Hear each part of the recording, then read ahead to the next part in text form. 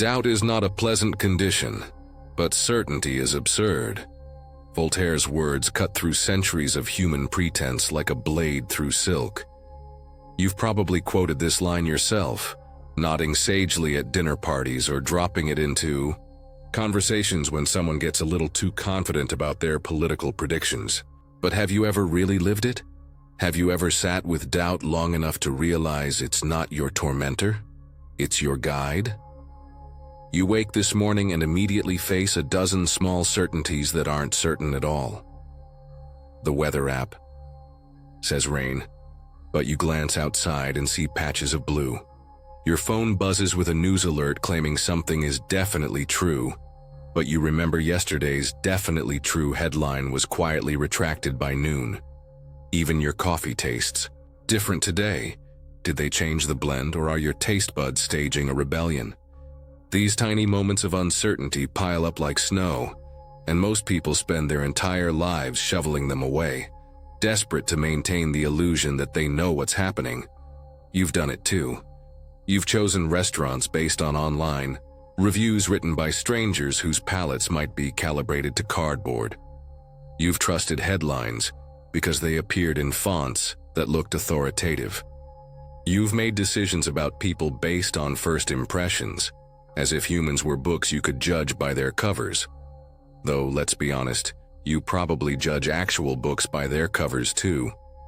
But what if doubt isn't the problem? What if certainty is the real troublemaker here? Consider your last argument with someone you care about. Chances are it wasn't really about who left the dishes in the sink or whether pineapple belongs on pizza. It doesn't, but that's just like your opinion, man.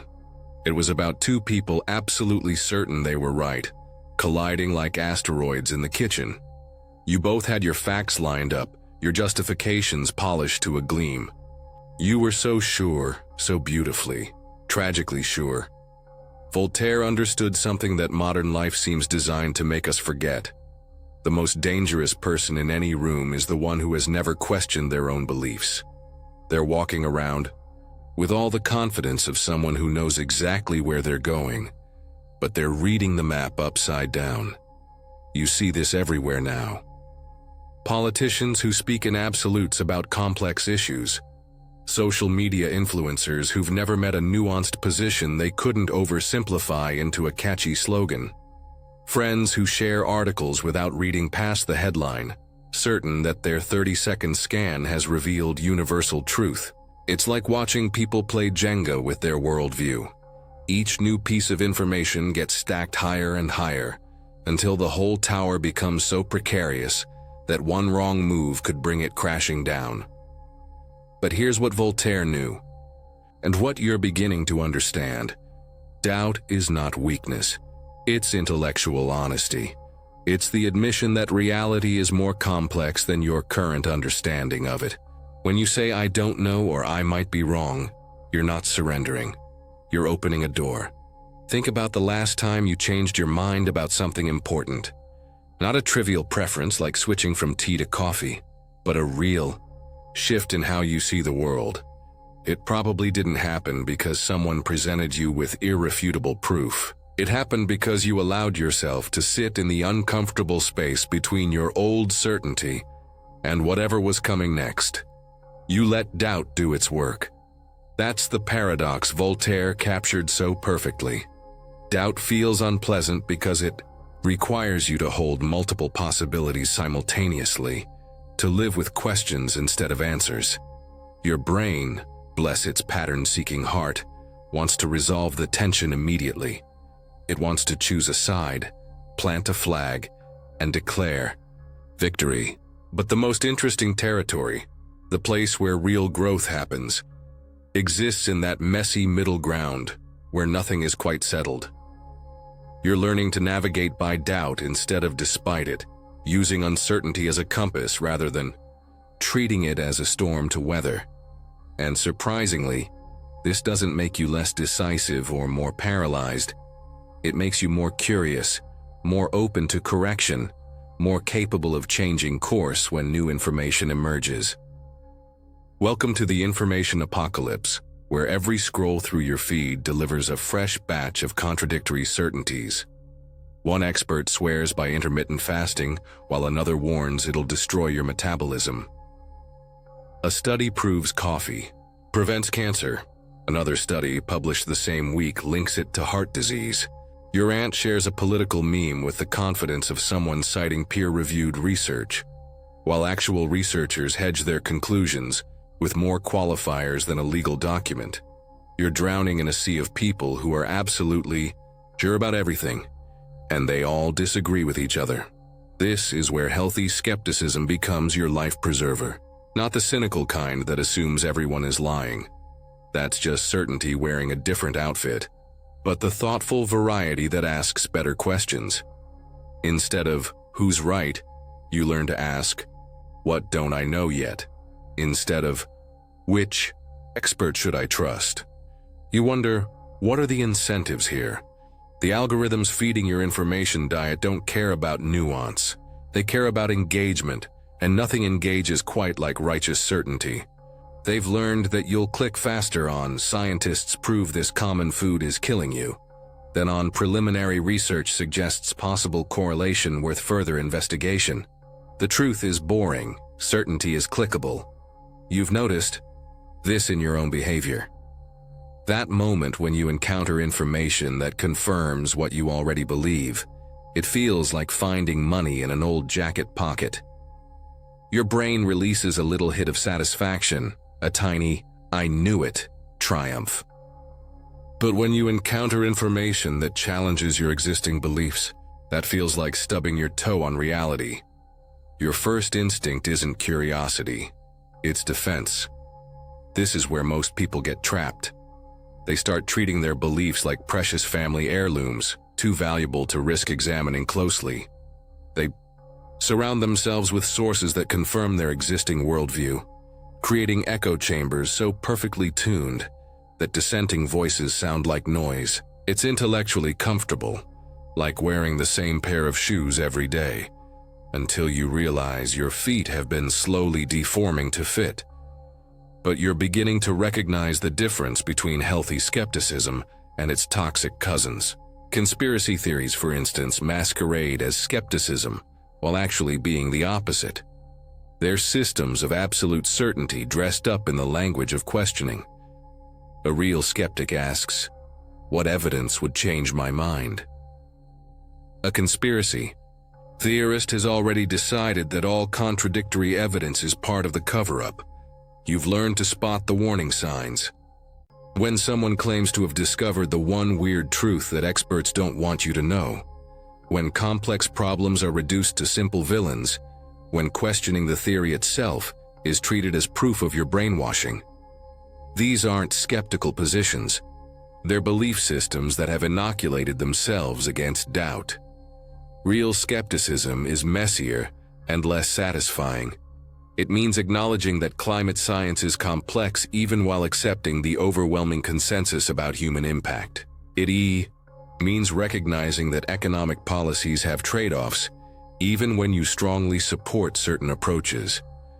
It means understanding that people you disagree with politically might not be evil, just operating from different values and information.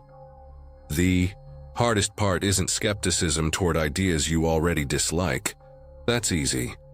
The challenge is maintaining doubt about conclusions that feel obviously true to you. When every fiber of your being screams, "This is right," that's precisely when Voltaire's wisdom becomes most essential. Your certainty might be justified, but might also be the result of confirmation bias, tribal thinking, or simple wishful thinking. You're learning to hold your beliefs more lightly, like soap bubbles rather than iron bars. This doesn't mean abandoning your values or principles. It means remaining open to refining them. You can support causes you care about while acknowledging that your understanding might be incomplete. You can take stands while admitting you might need to adjust your position as new information emerges. The paradox is that this kind of intellectual humility actually makes you more effective, not less. When you're not busy defending fixed positions, you can focus on understanding problems more deeply. When you're not certain you have all the answers, you become better at asking the right questions. When you admit the limits of your knowledge, others are more likely to share theirs. Now comes the transformation, the moment when skepticism stops being a shield and becomes a key.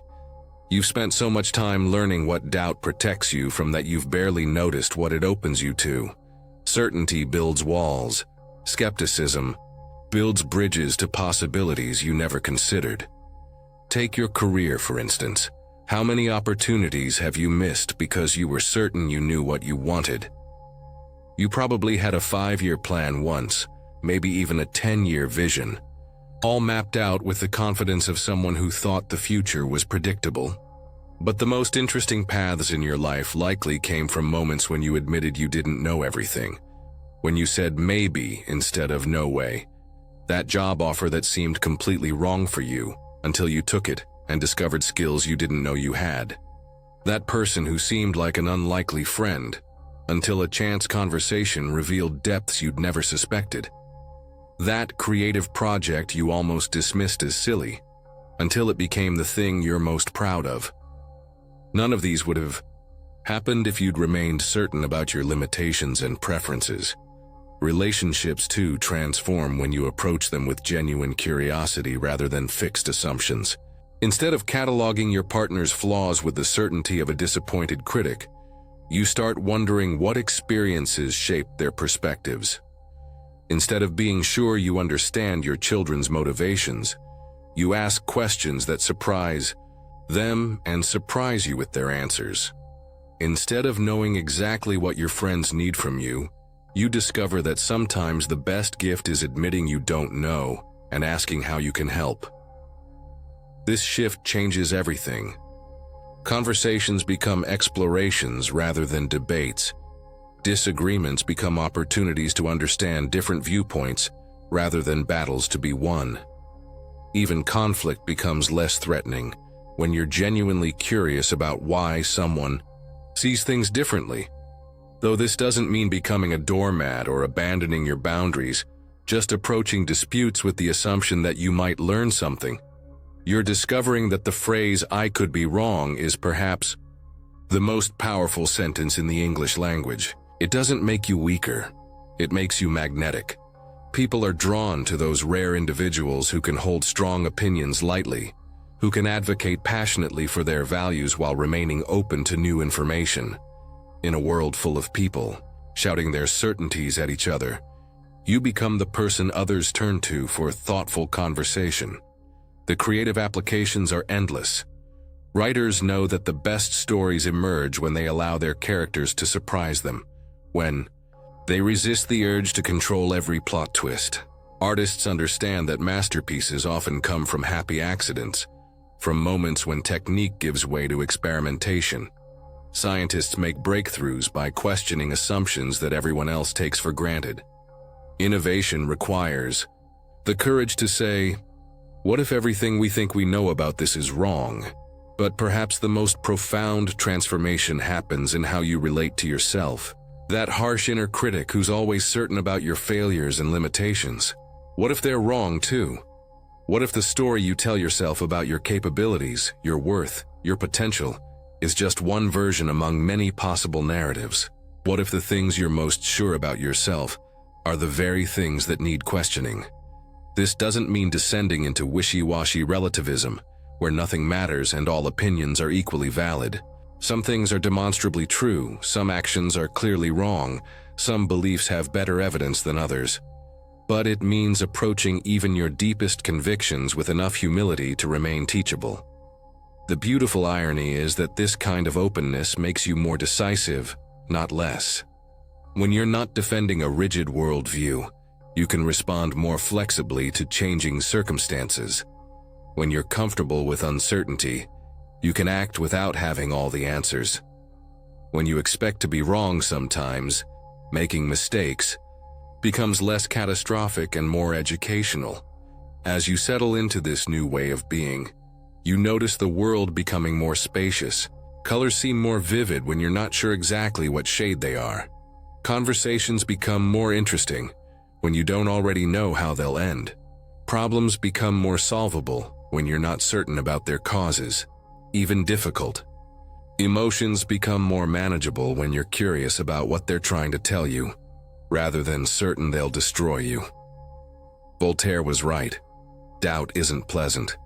It requires you to live with questions, to tolerate ambiguity, to remain humble about the limits of human understanding. But certainty isn't just absurd. It's a prison of your own making. The key to freedom isn't finding all the answers. It's learning to love the questions themselves, to dance with uncertainty, to find your way by the light of doubt rather than the false sun of absolute conviction. In this gentle space of not knowing, wisdom grows quietly, and the most authentic version of yourself finally has room to breathe.